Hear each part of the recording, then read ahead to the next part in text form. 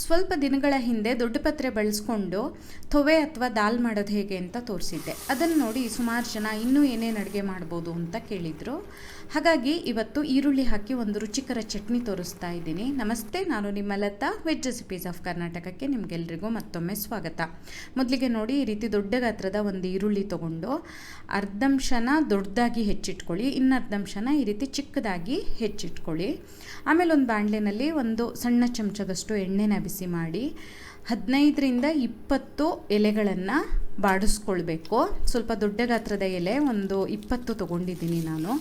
ಇದೇನು 1 ನಿಮಿಷದೊಳಗಡೆ ಈ ರೀತಿ ಬಾಡಿ ಬಿಡುತ್ತೆ. ಸ್ವಲ್ಪ ಹೀಗೆ ಬಾಡಿದ್ರೆ ಸಾಕು. ಸ್ಟವ್ ಆಫ್ ಮಾಡಿ ಮಿಕ್ಸಿ ಜಾರಲ್ಲಿ ಅರ್ಧ ಕಪ್ಪಷ್ಟು ಹಸಿ ತೆಂಗಿನ ತುರಿ, ಅರ್ಧ ಈರುಳ್ಳಿ ಈ ದೊಡ್ಡದಾಗಿ ಹೆಚ್ಚಿಟ್ಕೊಂಡಿದ್ವಲ್ಲ ಅದಷ್ಟನ್ನು ಹಾಕಿ, 1 ಟೇಬಲ್ ಚಮಚದಷ್ಟು ಸಾರಿನ ಪುಡಿ, ಸ್ವಲ್ಪ ಹುಣಸೆ ಹಣ್ಣು, ಇದು ಪೇಸ್ಟು.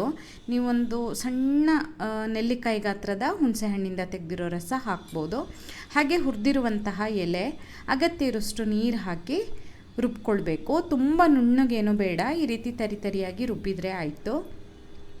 ಆಮೇಲೆ ಅದೇ ಬಾಣಲೆನಲ್ಲಿ 1 ಟೇಬಲ್ ಚಮಚದಷ್ಟು ಎಣ್ಣೆ ಬಿಸಿ ಮಾಡಿ ಅರ್ಧ ಚಮಚ ಸಾಸಿವೆ, ಅರ್ಧ ಚಮಚ ಜೀರಿಗೆ ಹಾಕಿ ಒಗ್ಗರಣೆ ಮಾಡ್ತಾ ಇದ್ದೀನಿ. ಈ ಚಟ್ನಿಗೆ ಈ ರೀತಿ ಸಾಸಿವೆ ಜೀರಿಗೆ ಏನೂ ಹಾಕೋದು ಬೇಕಾಗಲ್ಲ, ಆಪ್ಷನಲ್ಲು. ನೀವು ಹಾಕ್ತಿರಾದರೆ ಹಾಕಿ. ಆಮೇಲೆ ಈಗ ಅರ್ಧ ಭಾಗ ಉಳಿದಿರೋ ಈರುಳ್ಳಿ ಇದೆಯಲ್ಲ, ಸಣ್ಣದಾಗಿ ಹೆಚ್ಚಿರೋದು, ಅದನ್ನು ಹಾಕಿ ಸ್ವಲ್ಪ ಹೊಂಬಣ್ಣ ಬರೋವರೆಗೆ ಚೆನ್ನಾಗಿ ಮಗ್ಚುತ್ತಾ ಹುರಿಬೇಕು. ಮತ್ತು ಇದಕ್ಕೆ ಕರಿಬೇವಾಗಲಿ ಬೇರೆ ಏನೂ ಎಕ್ಸ್ಟ್ರಾ ಹಾಕೋದು ಬೇಡ, ಯಾಕಂದರೆ ದೊಡ್ಡ ಪತ್ರೆ ಎಲೆದೇ ಫ್ಲೇವರು ಅಥವಾ ಸ್ಮೆಲ್ಲು ಚೆನ್ನಾಗಿ ಬರಬೇಕು ನಮಗೆ. ಹಾಗಾಗಿ ಎಕ್ಸ್ಟ್ರಾ ಮಸಾಲೆ ಏನೂ ಹಾಕ್ತಾ ಇಲ್ಲ. ಇಲ್ಲಿ ಈರುಳ್ಳಿ ಹುರಿದಾದ್ಮೇಲೆ ರುಬ್ಬಿಟ್ಕೊಂಡಿದ್ವಲ್ಲ ಆ ಪದಾರ್ಥಗಳನ್ನೆಲ್ಲ ಹಾಕಿ, ಸ್ವಲ್ಪ ನೀರು, ರುಚಿಗೆ ತಕ್ಕ ಹಾಗೆ ಉಪ್ಪನ್ನು ಹಾಕಿ ಅವಾಗವಾಗ ಮಗ್ಚುತ್ತಾ 1-2 ನಿಮಿಷ ಕುದಿಸ್ಬೇಕಾಗತ್ತೆ. ಯಾಕಂದರೆ ನಾವು ರುಬ್ಬಷ್ಟೊತ್ತಿಗೆ ಹಸಿ ಈರುಳ್ಳಿ ಹಾಕಿದ್ದೀವಲ್ವ, ಮತ್ತು ಎಲೆ ಕೂಡ ಅಷ್ಟೇ ಸ್ವಲ್ಪ ಬಾಡಿಸ್ಕೊಂಡಿರೋದಷ್ಟೇ. ಹಾಗಾಗಿ ಇದು ಚೆನ್ನಾಗಿ ಕುದಿಬೇಕಾಗತ್ತೆ. 1-2 ನಿಮಿಷ ಕುದಿಸಿದ್ರೆ ಸಾಕು. ತುಂಬ ಸಿಂಪಲ್ಲು, ಕಡಿಮೆ ಪದಾರ್ಥನ ಬಳಸಿ ಬಹಳ ಸುಲಭವಾಗಿ ಬೇಗ ಮಾಡ್ಬೋದು ಆ ಥರದ ರೆಸಿಪಿ. ತುಂಬ ರುಚಿ ಅನಿಸುತ್ತೆ, ಆರೋಗ್ಯಕ್ಕೂ ತುಂಬ ಒಳ್ಳೆಯದು.